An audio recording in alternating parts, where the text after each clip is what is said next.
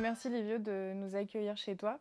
Du coup, on est entouré de BD, de dessins, et on sent que vraiment c'est quelque chose qui est omniprésent dans ta vie. Si tu devais emporter une BD avec toi sur une île déserte, ce serait laquelle? Du coup, j'ai réfléchi un peu. Je pense que je m'arrêterai sur Blast. Alors Blast, donc c'est Larsenet, Manu Larsenet. C'est un auteur que j'aime beaucoup, qui sait parler des choses qui me touchent.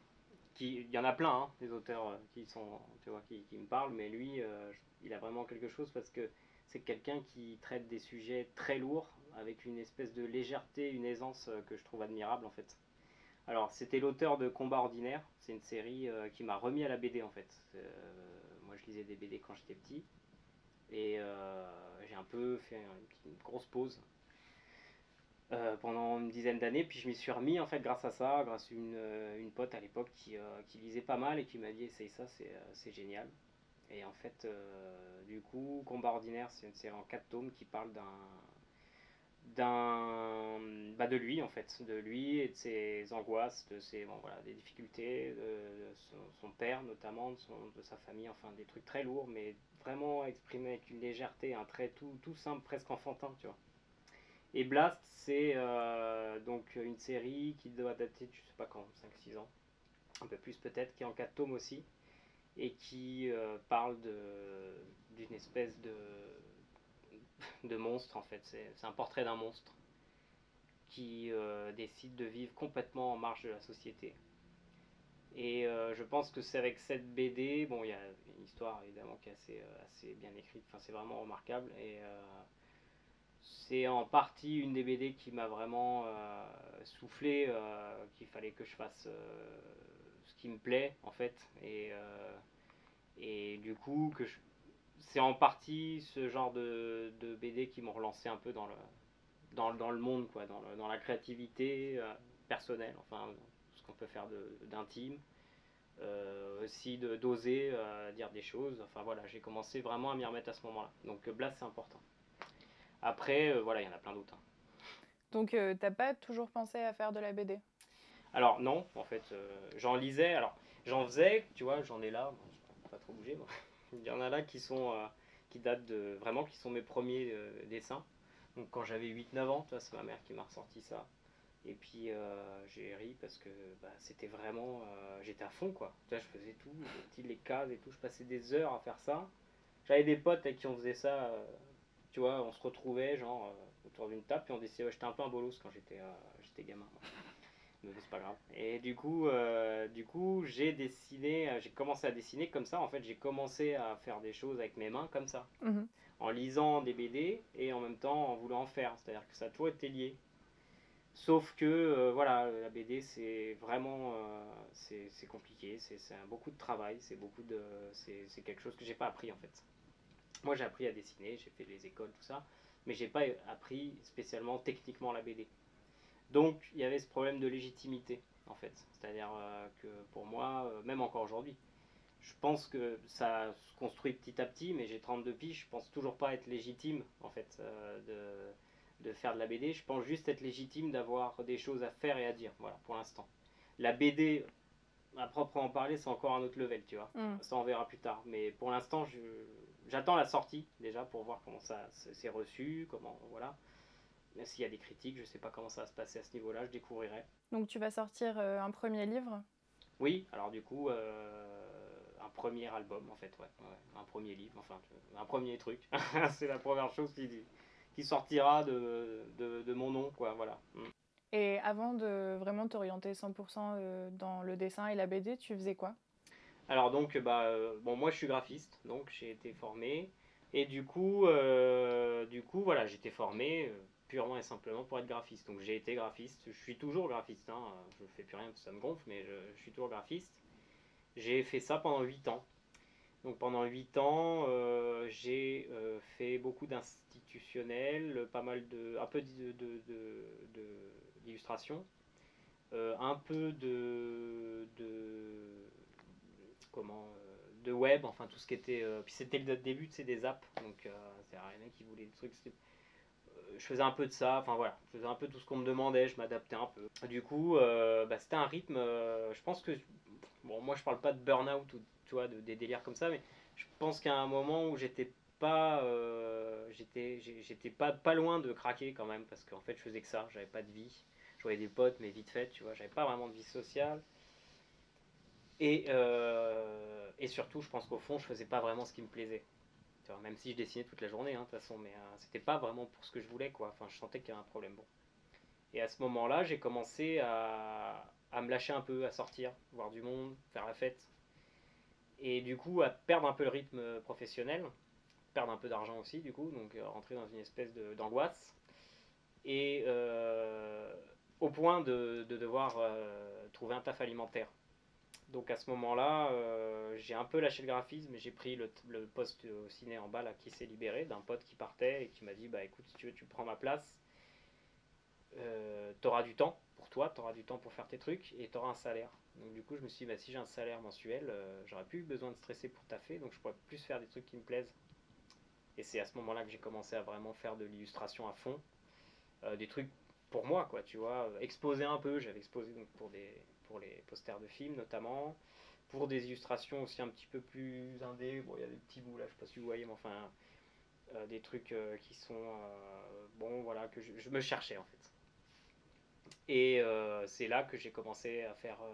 À dessiner les gens, en fait, à dessiner les situations, dessiner un peu la vie. Alors, donc, je sortais beaucoup à ce moment-là, du coup, c'était beaucoup la fête dans Paris, la nuit, la drogue, la techno, les gens, tu vois, tous les délires, tout ça là. Donc la vie, en fait, c'est comme si je redécouvrais la vie sociale, tu vois. Et c'est à ce moment-là que j'ai aimé du coup la dépeindre, enfin la décrire, tu vois. Donc j'ai créé Livio et la vie moderne.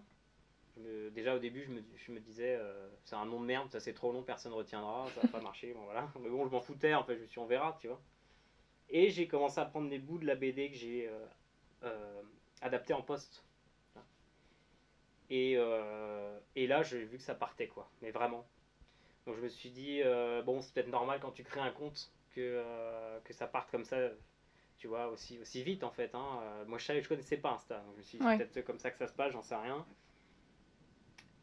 Du coup, j'étais remonté à bloc, donc j'ai commencé à booster. Donc tu sais, booster sur Insta, tu payes 20 balles, et puis ton post il va sur tant de profils, tu vois, puis les gens ils choisissent oui ou non s'ils vont te suivre en fait. Tu as juste Mhm. un bouton, consulter le profil Instagram sur ton feed. Donc si tu kiffes le post, généralement tu vas follow, tu vois. Et là, c'est parti, machin. Et dans cette montée là en flèche là, donc c'était genre décembre-janvier, hein, bah il y a une journaliste de Post. Alors elles sont deux, il y a Lorraine Provost et il y a Jeanne Sénéchal qui m'ont contacté pour faire un article. Et cet article, bah, je leur dois en fait tout, puisque c'est là que c'est parti Ouais. à fond, quoi. Et du coup, tu as choisi le nom Livio et la vie moderne. Et pourtant, on ne te voit pas tant que ça dans les BD. Tu apparais de façon assez épisodique. Mm. Du coup, toi, par rapport à la vie moderne et à la satire que tu fais des gens que tu vois, tu te places où? Alors, bah en plein milieu, hein, en fait. Je crois que le but du truc, dès le départ, c'est de dire justement, je ne vous pointe pas du doigt, je nous pointe du doigt, tu vois. Ouais. Enfin, c'est nous dont je parle, c'est pas vous. Enfin, je veux dire, je cible personne, quoi. Alors évidemment, il y a toujours l'impression, tu vois, on a toujours l'impression que il y a des cibles, oui, mais elles sont, je pense, on est tous d'accord. Hein, ça va être le racisme, ça va être le miso, ça va être, tu vois, ça va être la réflexion homophobe, j'en sais rien. Enfin, des trucs sur lesquels on est, je pense, à peu près tous d'accord quand on a 30 piges et qu'on vit à Paname. Bon, après, justement, ou même ailleurs, dans d'autres villes, enfin. Je dis pas qu'il y a une uniformisation, tu vois, ou qu'il y a une bien-pensance, enfin, j'en sais rien, mais je pense qu'il y a quand même des idées sur lesquelles, j'espère, on se rejoint dans la majorité. Il y a, voilà, des coupables, enfin, je sais pas comment appeler ça, mais en même temps, on peut tous l'être à un certain niveau, on peut tous dire une connerie, on peut tous gaffer, enfin, tu vois, on peut tous blesser quelqu'un. Moi, le premier, hein. Et justement, moi le premier, c'est aussi ce qu'il faut savoir, c'est qu'il y a beaucoup d'histoires qui sont inspirées par mes propres conneries, tu vois, ou mes propres propos sur lesquels. Donc voilà, il faut bien que j'ai toujours été le plus clair possible avec ça. ne croyez pas que je me fous de votre gueule en fait. Je suis vraiment dans le lot et il faut bien s'en rendre compte, tu vois, que en fait l'idée c'est qu'on rit de nous-mêmes. Donc si t'es prêt à rire de toi-même, si t'es prêt à rire des autres, t'es prêt à rire de toi-même. C'est ça le concept. Ouais. Et du coup, tu viens de dire qu'il y a plein de choses qui t'ont été inspirées de ce que tu avais vécu, de choses que tu avais pu dire. Parfois, sur tes posts, on voit un sigle certifié 100% authentique. Du coup, comment tu trouves l'inspiration? Est-ce que tu vois tout ce que tu dessines ou est-ce que tu inventes des fois? Ah bah j'invente. Bah, alors après, tu vois, bon, il y a des histoires qui me sont rapportées par des follow, donc qui viennent te raconter des anecdotes qu'ils ont vécues. Il y en a certaines que je trouve tellement dingues que je me dis bah oui, là, ça, il faut faire. D'autres moins, mais qui m'inspirent d'autres histoires que je peux pousser ensuite, sur lesquelles je vais venir broder. J'invente en fait à peu près tout, puisque c'est pas, si tu veux, il y a des situations que j'ai moi-même vécues, là dans le conte il doit y en avoir deux. Je vais revenir sur quelque chose que tu as dit. La BD, elle doit toujours être drôle. C'est ce que tu cherches, qui est toujours de l'humour dans tes dessins.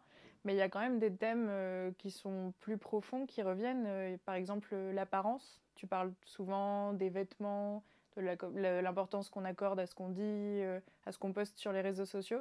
Est-ce que pour toi, c'est un peu le mal du 21e siècle, cette mise en scène de soi? En fait, c'est pas un mal, c'est pas un problème d'être, tu vois. Ce qui est un mal, c'est d'en faire, pour moi, quelque chose de central. Et je pense, alors là, je vais rentrer, je vais mettre le costard du vieux daron, tu vois. Mais bon, c'est vrai. Du coup, j'ai un pied dans Insta maintenant et je vois que bah, t'as toute une génération de gamins qui misent à fond là-dessus pour exister en fait. Et du coup, c'est que ça, c'est de l'image. Insta, c'est de l'image, tu vois. C'est vendre une image de toi, mais pas toi. Autre chose qui a l'air de pas mal te travailler, on retrouve souvent des chutes dans tes posts qui mettent en lumière les contradictions des gens. Enfin, pour te donner un exemple, je pense à cette mini BD sur des jeunes en soirée qui sont super contents de manger bio, locavore, qui se vantent de ça et qui finissent la soirée par prendre plein de drogues dures. Et donc c'est très drôle comme chute, mais est-ce que pour toi ces contradictions, elles vont vers de l'hypocrisie? Est-ce que c'est quelque chose qui t'inquiète ou c'est aussi à prendre à la légère? Je crois qu'il y a des gens qui sont là pour faire ça bien mieux que moi. Tu as les sociologues, tu as des humoristes, genre notamment Blanche Gardin, qui fait ça, qui pour moi est vraiment au top, quoi. Clairement, à ce niveau-là, c'est vraiment quelqu'un qui met le doigt sur les trucs, des contradictions, des aberrations, tu vois. Et c'est ça, en fait, notre rôle à nous, je pense, tu vois, c'est de mettre le doigt sur des trucs. Bon, donc l'histoire de l'apéro LC machin, mais pour moi c'est l'époque en fait, tu vois. C'est-à-dire que les gens on est tous dans une espèce de contradiction, mais genre tellement déséquilibré quoi.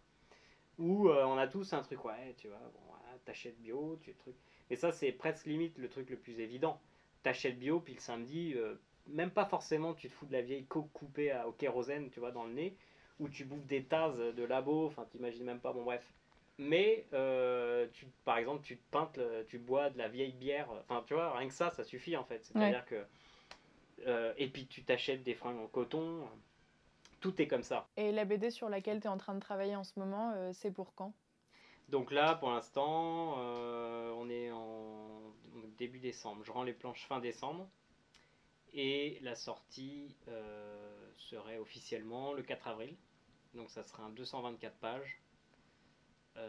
Il y aurait évidemment une bonne partie des posts d'Insta qui ont été remaniés, réécrits pour certains, et des inédits. Il y a à peu près 50 pages d'inédits. Okay. Et là, les inédits, c'est là où il y a où je vais un peu plus dans le vif du sujet, tu vois. Je parle un peu plus de trucs, un peu plus. Je me suis permis un peu plus de choses que sur Insta, parce que débarrassé du fait de vouloir plaire tout de suite, tu vois ce que je veux dire, de vouloir capter tout de suite l'attention. Hein. Donc il y a plus de texte, c'est plus écrit, voilà. Et ça c'est très cool parce que ça m'a permis aussi vraiment tu vois, d'appliquer le vrai travail de BD en fait. Voilà. Donc le 4 avril chez Delcourt. Ok, merci beaucoup. La vie moderne.